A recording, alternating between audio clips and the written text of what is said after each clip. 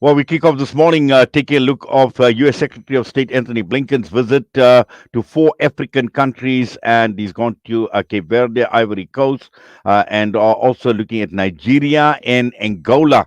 And to unpack what this visit actually means, we joined by UJ Institute for Pan African Thought and Conversation, Dr. Chido Nyere. Dr. Chido Nyere, good morning to you, sir, and welcome to the show. Good morning, Inanet. Good morning to the viewers and Yes, listeners. Dr. Yes, Dr. Chido, the Secretary of State from the United States is in the news for the wrong reasons. And I would say, considering what has been playing out in Gaza, he's been very, very much in the news. He's been jet setting in and out of the Middle East. He's been to a number of other countries. And obviously, we haven't seen much progress in the United States in its position itself as well. It's in the United Nations, the veto powers.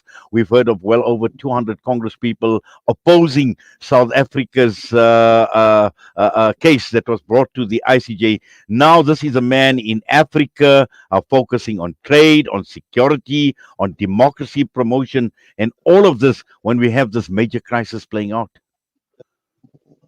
It's an irony, isn't it? And already that irony tells the real story. So America is always on the news for the wrong reasons. Not only the state secretary, but the state itself, the country itself. And let's look at why Secretary Blinken is actually in Africa. It's purported that he's here for economic and military and security enhancement and all that. We know that that's just rhetoric. This is not the exact issue. If we analyze what has been happening, particularly in the Sahel region, which is West Africa, and you will also realize that four of those countries that he's going to visit, 2 years already visited, they are all in West Africa except for Angola, which is classified as a SADC country. So the security concerns arising from the Sahel region, it is what Secretary Blinken is here for. And it is really to reticulate the United States' grip on Africa. So this is happening at the backdrop of other players, global players that have infiltrated Africa. So we can think of China, for example. We can think of Russia, because Russia has vested interests, particularly in the Sahel region. If you remember the Malian conflict, we know that the Wagner group is very active there, and it is a Russian group.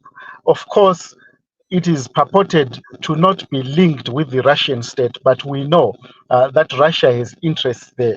So the USA coming into Africa and vying to court African countries, it is not an altruistic gesture. It is actually to reticulate and reconfigure its power base in Africa, because we know the US has a lot of interest in Africa, particularly in the Sahel region, where there is a lot of oil in Mali and Niger and Burkina Faso. And all this is supplying the US shores. So it is really for their own interests more than African interests, unfortunately.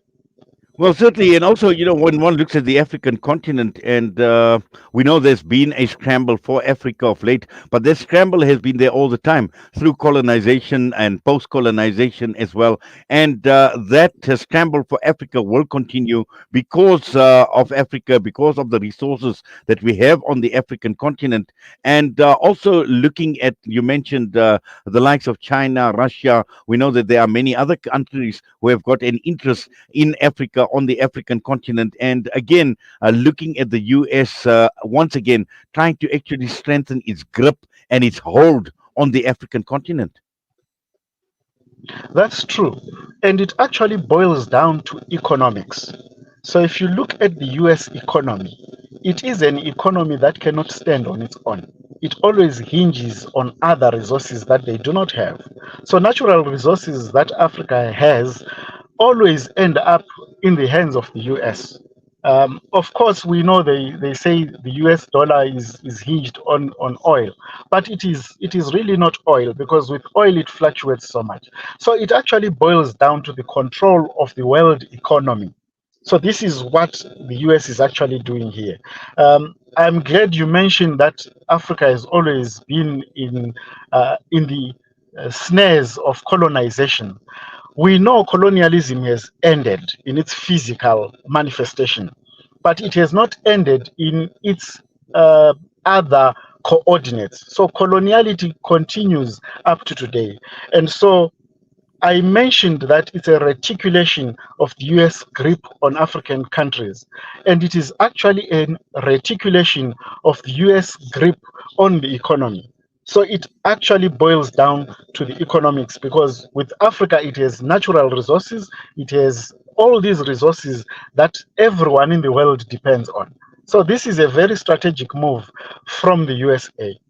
Maybe I may want to add that the the problem that we sit with as Africans, it emanates from colonization or colonialism. We are fragmented.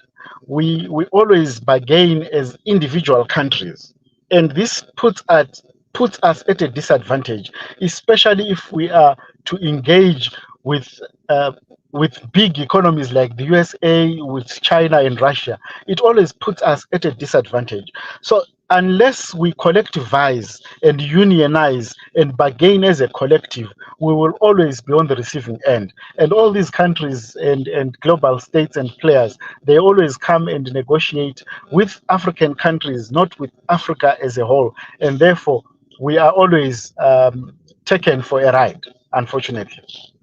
Yes, and also just looking at some of the key issues with regard to his visit, and the US always speaks about democracy, they speak about governance, they speak about rule of law, they speak about enhancing trade and investment, and also at the same time looking at these some of these partnerships that they speak about, things like defense and security. Now, these are all buzzwords that are being thrown about, that are being used, but in reality, the story on the ground is a completely different story altogether. And again, when one looks at or tries to unpack and dig deeper, the agenda speaks of something totally different apart from what is being promoted. That's quite true. So the optics and the rhetoric is one thing. The reality on the ground is a totally different story. And this follows the USA wherever they are.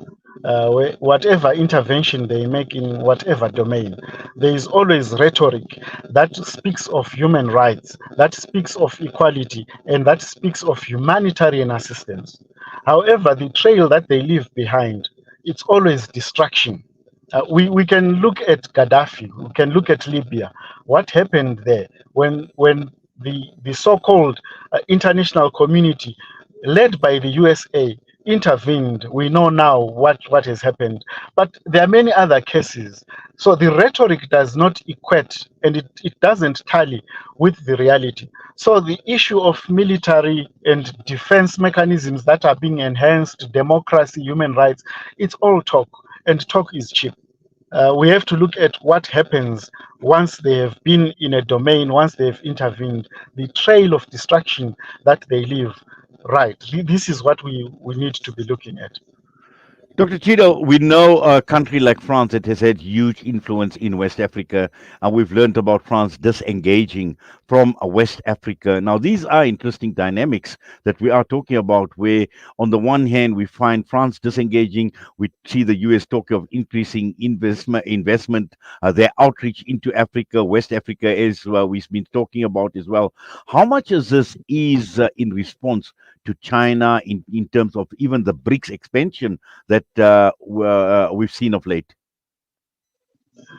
I think first of all, the the leaving of the French from the Francophone Africa, if we can call it that way, is long overdue. I think France has exercised unrestrained power and influence on African countries. It cannot continue to happen. So I think I welcome that. It is actually a good thing. And you are right that because France is letting go of the grip it has always enjoyed, the USA is actually taking this opportunity to come and reticulate. So this is how it works. I always make a distinction between the USA and its allies. And the USA has three main allies that it always works with. So it always works with Canada, it always works with the UK, and it always works with France. So these three allies of the USA, they work in unison.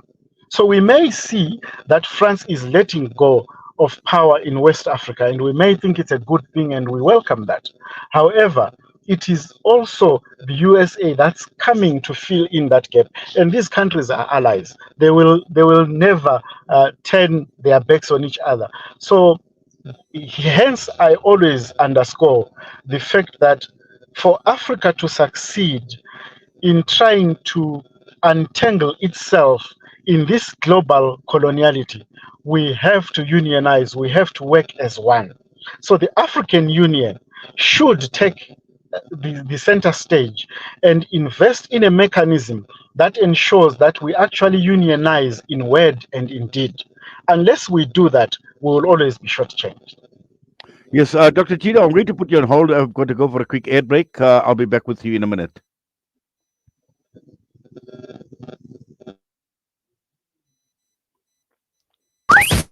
This is Salam Media.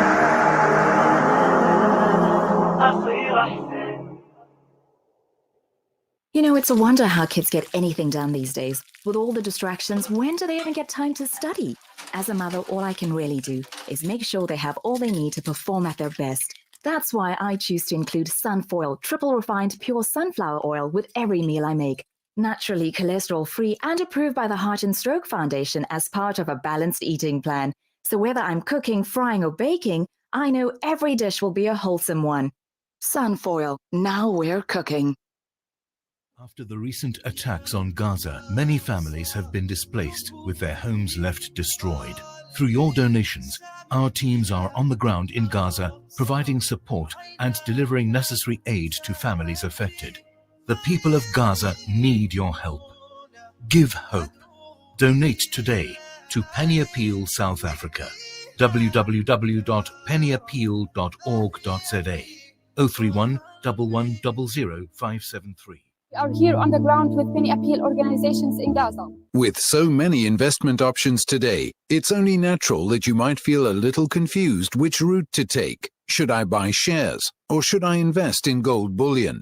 Randery Jewelers now brings you the Zahab coin, an alternative to the Kruger Rand. The Zahab coin, a solid wealth protector in its purest form of 24-karat gold, is the safest way to protect your wealth. So don't just sit there and watch your paper money depreciate. Change to gold. Call Randery Jewelers now at 031 202 4701 or visit www.rjcoin.co.za, situated at 151 Essenwood Road, Musgrave, Durban. Randery Jewelers, the family name you can trust.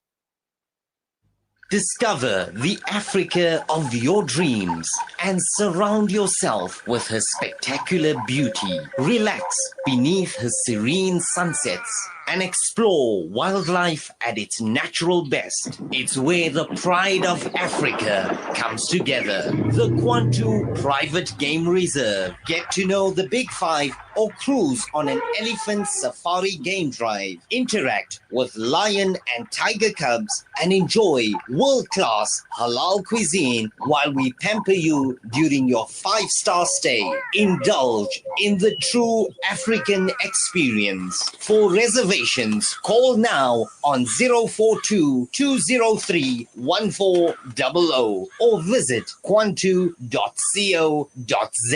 The Kwantu Private Game Reserve, the place of gathering. Rejuvenating media day by day. This is Salam Media.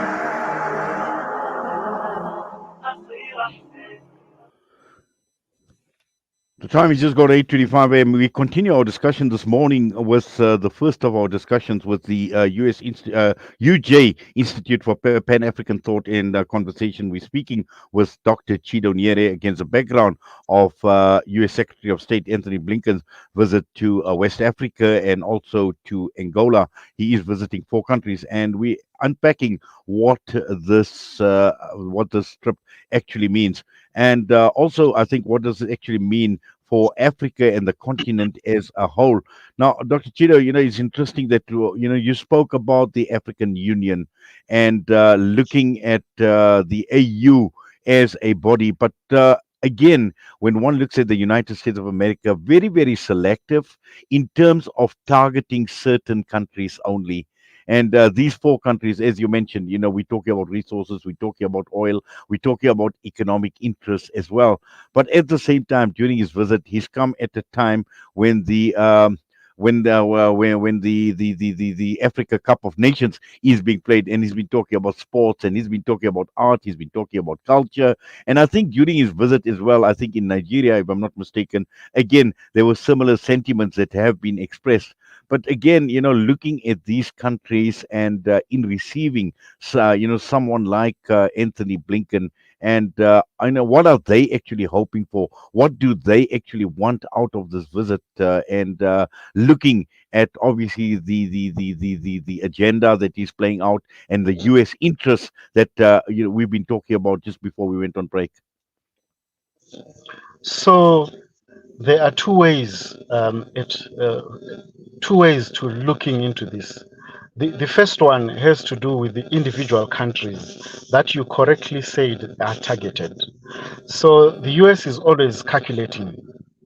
It will visit particular countries to enhance its own agenda.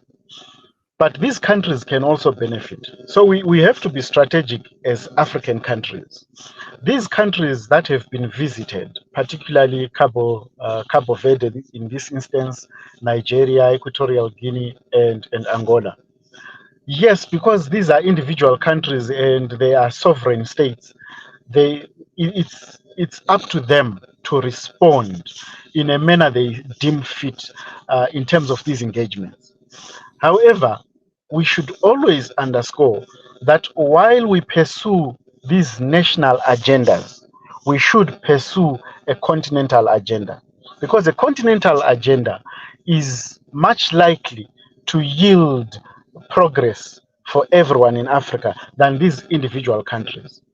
We had spoken earlier about the rhetoric that the USA always comes with and the reality that does not correspond to the rhetoric.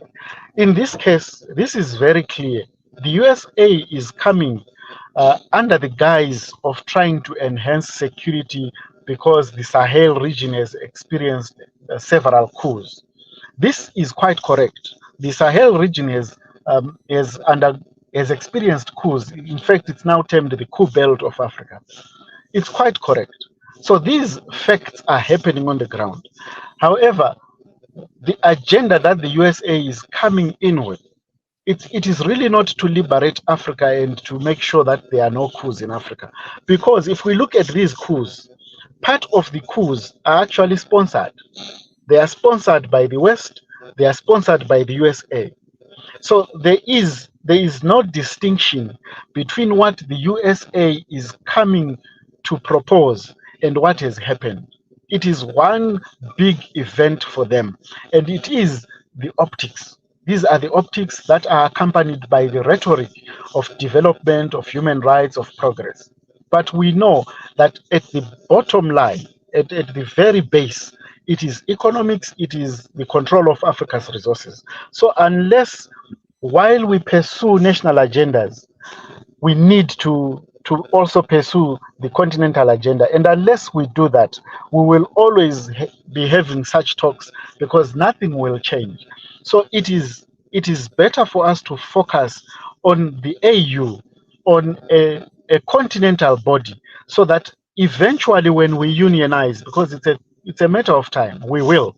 When we unionize, we can then bargain with these global players to our advantage, because we have the mineral resources that the world needs. So this should work to the advantage of Africa. But unless we unionize, we unify, we will still be discussing these issues as individual countries. Well, that unionization is absolutely important, is crucial because we know the divide and rule policy, and it has actually worked to a large extent. And this is something that we need to be wary of, Dr. Cheeto, but also at the same time looking at countries that don't toe the line with the United States of America, that don't toe the line. And we've seen it in South Africa as well. We've seen the threats with AGOA over and over again. And also now that a country like South Africa is in the spotlight with the ICJ case at The Hague. And it's actually going to be interesting to see what the judges rule tomorrow. But again, the US has been central to this. We've heard about US legislators venting their disgust at South Africa, this genocidal charge against Israel. And again, accusing, making all sorts of accusations against a country like South Africa, where on the one hand, you go around the rest of Africa, you're promoting democracy, you're promoting governance, you're promoting all of this, and you're losing sight of this huge, this genocide, this catastrophe that is unfolding, and yet, you can do absolutely nothing to stop even a genocide. So, you talk of rule of law, you talk of governance, but you can't even stop a genocide. And what do? You use your veto powers, and that's it. This is typical of the USA. They want to play big brother to everyone. It's typical of the USA. I was hoping I will not be drawn into commenting on the US and their stance on Palestine. However, this is where the conversation is going, and we have to speak truth to power. This is part of the problem. The USA, when it suits them, they speak of human rights, they speak of rule of law. But when it goes against what their agenda dictates, they are very quick to suspend that.